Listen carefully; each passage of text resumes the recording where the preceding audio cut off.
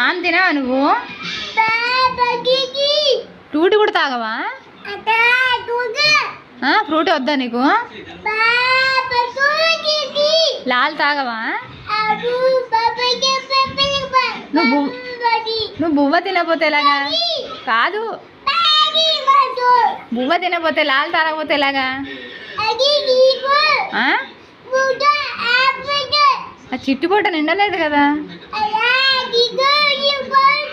నువ్వు టూటి తాగావా?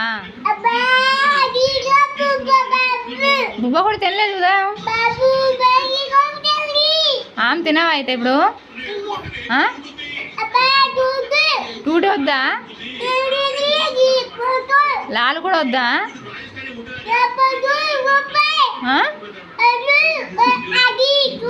మరి ఏం కావాలి?